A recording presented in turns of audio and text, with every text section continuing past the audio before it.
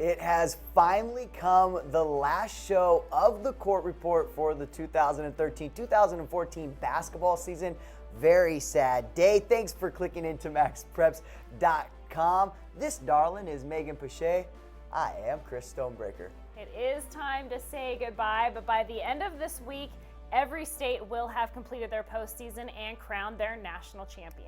So this week, there is no need for a map to show you which teams will be finishing and which teams are still yet to finish and whatnot, because all of the states will be colored the exact same color. So instead of showing you the map, let's bring to you some of the state champions from those states that actually have completed, like Paul the Sixth.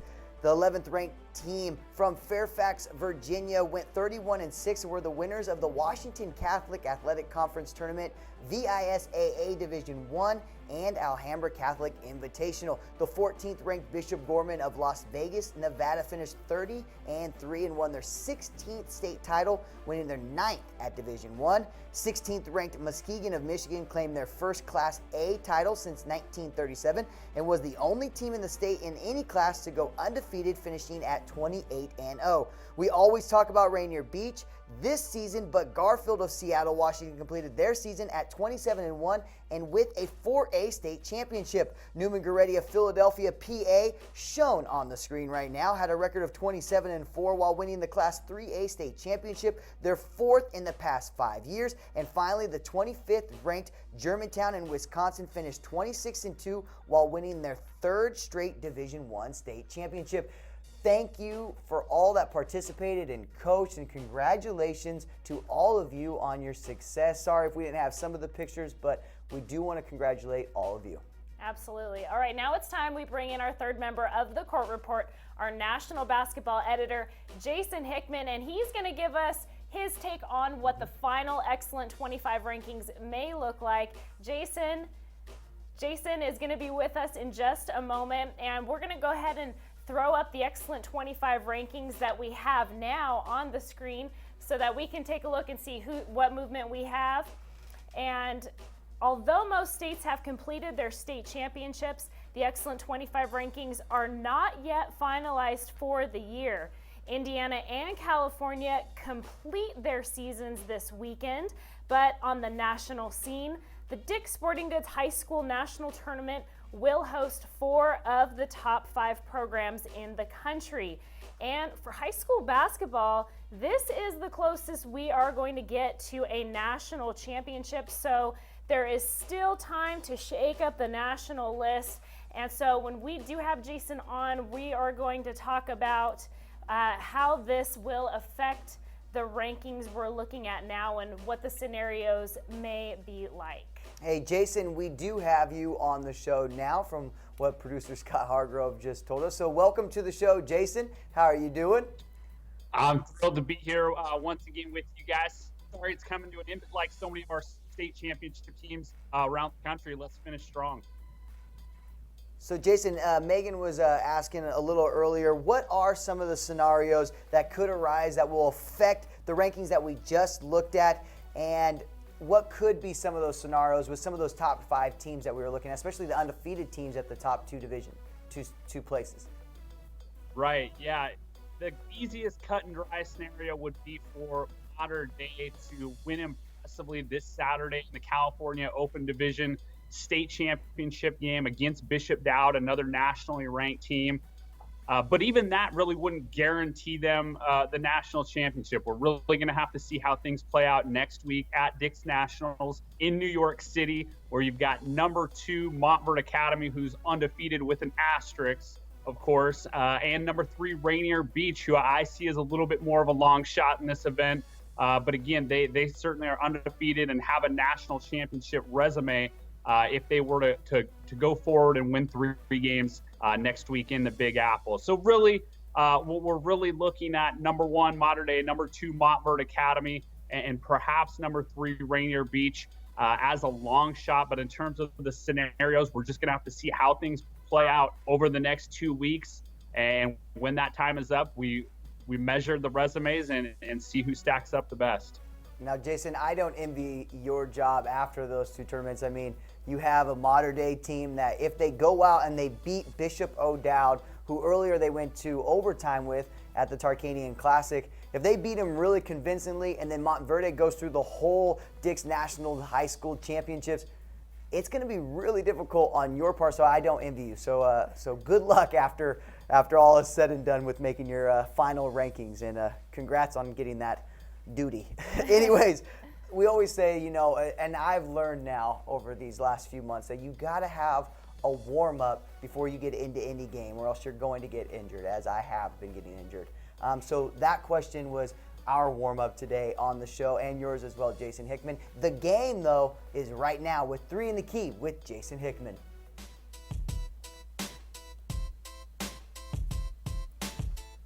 All right, Jason, as usual, we have 3 questions for you to answer and put you on the spot. So question number 1, after winning the New Jersey Tournament of Champions on Monday, do Carl Towns and St. Joseph of Metuchen in New Jersey earn a spot in next week's Excellent 25 rankings?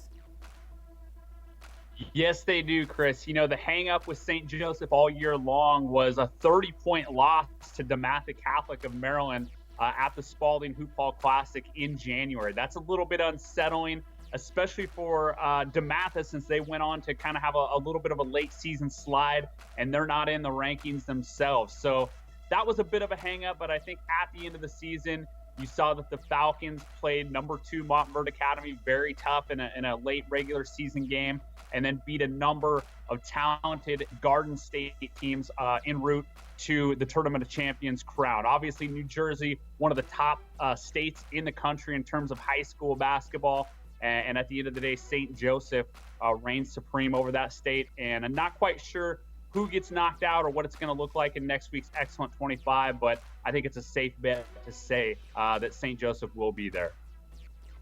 Okay, Jason, question number 2 now.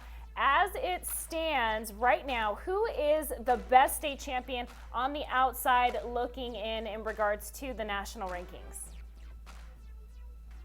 We'll go with the St. Edward Eagles of Lakewood, Ohio, the newly crowned Division I state champions in Ohio. And this is a bit of a tough one because we got to see this team up close and personal for 4 days at the MaxPreps Holiday Classic in December. Well coached team that plays very hard and represents their school and state in a first-class manner. They've got 3 really good wins at that event, but ultimately came home with a loss to Westchester. It went on to have a very fine season, and this is, part of the tough decisions that come in this time of year. At the end of the day, there can only be 25 teams in the final rankings. St. Edward has a strong argument to be there. At the end of the day, I just don't think they have one of the top 25 resumes in the country this season. Now, Jason, that's a very big win for at least the MaxPreps Holiday Classic resume as well. It looks like St. Edward winning in Ohio for their state championship. We also had Christian Brothers out in Missouri winning a state championship, Columbia Christian in Oregon winning the state championship. Westchester, who you just spoke about, actually made it to the Open Championship in Southern California. And Capital Christian, who was also up there, made it to the Northern California Open Division State Championship for NorCal. And then we also had Folsom, who right now is going to be in Division II State Championship. So the resume as the season completes and everything keeps building for the MaxPreps Holiday Classic. So great to hear that St. Edward finished on a high note. Anyways, with that being said, this is the last question. It's question number 3, Jason, for you. And before Dix Nationals next week in New York City, who do you like to win it all, which is probably the best high school basketball tournament, postseason basketball tournament, and the closest thing we'll get to a national championship? Who do you think is going to win it all? Well, first of all, before I answer that one, Chris, hats off to all the people that were involved in putting this together. 8 of the top 15 teams in my rankings, and you're absolutely right. To this point in high school basketball history, this is as close as we've had to a true national championship postseason tournament. I know I'm very anxious to sit down and watch that on television next week. But as far as my picks, I'm going to go with Oak Hill Academy on the top half of the bracket. I just think, that's a team that's going to be hungry to put something tangible and concrete on their resume. And I see them getting through to the finals to play number 2 Montverde Academy. But at the end of the day, I think head coach Kevin Boyle, Ohio State-bound guard D'Angelo Russell, and Montford Academy are going to be too much for Oak Hill Academy. I see the Eagles cutting down the nets at Madison Square Garden and once again making this national championship picture very muddy. All right, Jason, thank you so very much. Always a pleasure having you on the show. And we know that you have a tough job ahead after the Dix National to finalize those excellent 25 rankings. And we also know that you want to hear from coaches and players and viewers and get some help on that. So what's the best way for them to reach you?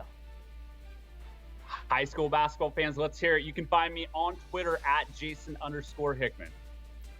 Thank you, Jason, once again for joining us here on the Court Report. And thank you for everything you've done this entire basketball season. Hopefully we get to see you next season in the 2014-15 basketball season. Now, we have a special guest today on the show that is going to be introducing our featured athlete in the Get to the Game, inspired by American Family Insurance. Let's get out to the max with Zach Poff, our very own Zach Poff, who hosts MaxWire here on MaxPreps.com. Well, thanks, guys. And this week's Get to the Game features one of the best hoopers in the country in St. John Bosco's Daniel Hamilton. He's rated as the second best player in all of California and is a top 20 recruit on 24/7 among the 2014 class. And with that, let's jump right into it, baby, in this week's Get to the Game, inspired by American Family Insurance.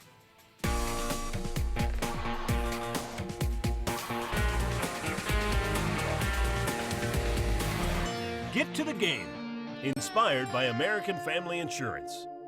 6'6" shooting guard Daniel Hamilton from St. John Bosco in Bellflower, California has a clear focus on his dreams. My dreams is going to the NBA and getting a degree in college. Daniel wants to not just play in the NBA. Daniel wants to play in the NBA and be an impact player. I protect Daniel's dream by making sure that he has comfort at home and a loving environment. I protect my dreams by just working hard and going after it every day and trying not to take it for granted. While basketball will always be his first love, Daniel knows the importance of his academic career. Academics is real big because without that you can't get into college or you can't get to wherever you want to go to. So my dad and mom just stay on us about that. We've placed a lot of importance on academics for Daniel because he's actually seen what student athletes have to go through. Academically, Daniel is a tireless worker. His understanding education is extremely valuable. My competitive nature carries over in the classroom by taking that schoolwork serious and taking it up to another notch. With 3 older brothers all currently playing in college or professionally, Daniel has never had to look far for some tough competition. What motivates me is my brothers. They push me every day and make sure I don't take no days off. Backyard games with his older brothers taught him to be mentally tough and to face his opponent. Having 3 older brothers ahead of him, it's nothing that he has not seen. Daniel has no fear. Daniel's not afraid to face anything and anyone. I think I'm way better than I would be because if I didn't have them, I wouldn't be able to play against nobody or compete. There's a lot of expectations because they want to see what the youngest are going to do, so I just hope to live up to them. To watch more inspiring stories about these incredible athletes and their dreams, visit amfam.com/gettothegame. And as you can see right there, Daniel Hamilton, one bad dude on the court, but an even better individual off the court. And if you want to know more about Daniel Hamilton and St. John Bosco, they take on Folsom in the Division II CIF Championship game this Saturday at Sleep Train Arena. Just go to maxpreps.com/Los Angeles for a full preview of that game and the other 5 CIF State Championship games on the line. That's all the time I got for you here in the Max. Now back to the superstars, Stoney and Megan in the studio. Hey, thanks again, Zach. Always nice having a fresh new face on the Court Report today. All right, now in other top recruit news, on Monday, Ohio scoring phenom Luke Kennard announced his commitment to Duke, and he is today's feature on the I'm the Feature segment. The commitment news surely brightened the Blue Devils' spirits after their shocking loss to Mercer in the NCAA tournament. Kennard, a 6'4" junior guard, averaged 40 points and over 10 rebounds per game for the Wildcats this season, and earned Ohio Mr. Basketball and Division II Co-Player of the Year honors. He exploded for single game totals of 59, 53, and 51 points along the way. So the Luke to Duke question has been confirmed. Kennard will suit up for the Blue Devils in 2015. Now we know there are many underclassmen just waiting to be discovered. Get your I'm the Future tout tee today by going to maxpreps.com/maxprepsthreads, and you just might be the next featured athlete right here on the Court Report. That guy, Luke Kennard, he reminds me of the next John Diebler. We covered John Diebler, and he would score out of this world points in Ohio as well. So Luke Kennard, maybe the next Johnny Deebs, but going to Duke instead of Ohio State. Anyways, the Duke loss for those Blue Devils was very tough against Mercer. That's why they call it March Madness. And we wouldn't be a media company here at MaxPreps if we did not try to cover March Madness in some way, especially related to high school sports. Absolutely, Chris. And on the site right now, you can find amazing articles just like this one here, where we break down which high school produced the most players in this year's NCAA tournament. Leading the list is prep school Brewster Academy of Wolfboro, New Hampshire, with a whopping 14 players in this year's tournament. Behind Brewster are more traditional powers like Montverde Academy of Florida with 9, Finlay Prep of Henderson, Nevada, and Modern Day of Santa Ana, California with 8 players apiece. And one of the most interesting stories was the article that spotlighted NCAA tournament coaches who also coached high school teams at one point. Coaches like Michigan State's Tom Izzo, who coached at Ishpeming, and San Diego State's Steve Fisher was a very successful head coach from 1971 to 78 at Rich East in Park Forest, Illinois. The article also gives you a list of high schools each coach attended. And as is done each year, our very own Jason Hickman takes his stab at projecting an NCAA tournament-like bracket filled with high school state champions and nationally ranked powers. We like to call it Max Madness. The #1 ranked team from each state gets an automatic bid. Be sure to read the full article under our headlines to see the brackets in all 4 regions of the country and the first round bracket matchups. Now, this article was just posted this morning by Colin Ward Henninger, who is now out from an injury during last night's rec basketball league. He put together a fantastic list of high school teammates that are playing with or against each other in the Sweet 16. Players such as Arizona's Nick Johnson going against SDSU's Winston Shepard, both of whom played at Finlay Prep. Be sure to check out the full articles on MaxPreps by clicking on the More Articles link from the homepage. And although the basketball season is sadly coming to an end, there is still a lot more basketball to be celebrated. 2014 marks the 8th year of the MaxPreps Tour of Champions presented by the Army National Guard.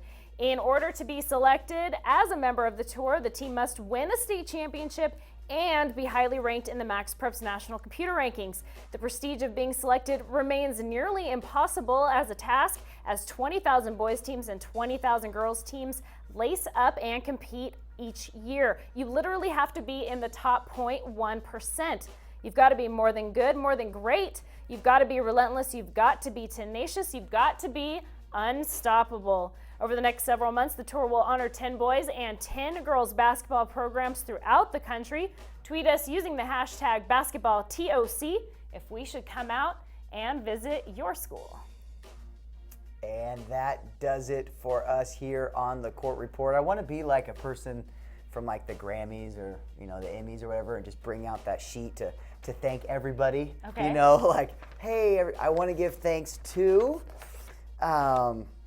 But I don't. But no, really though, I want to give thanks. Yeah, they cut me off. Music sounding.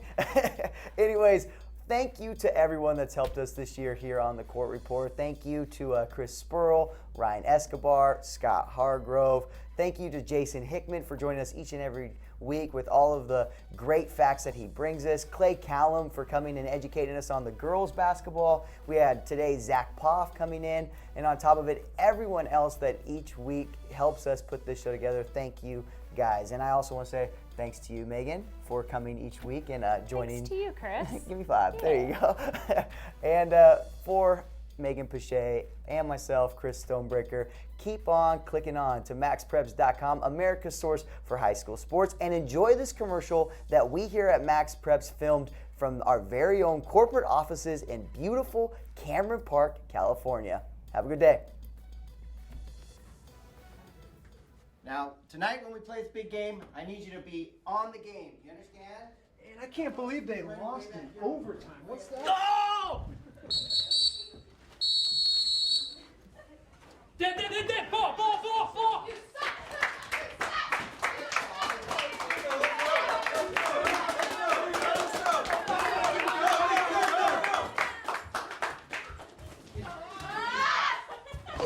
Time out. Yeah, must be basketball season.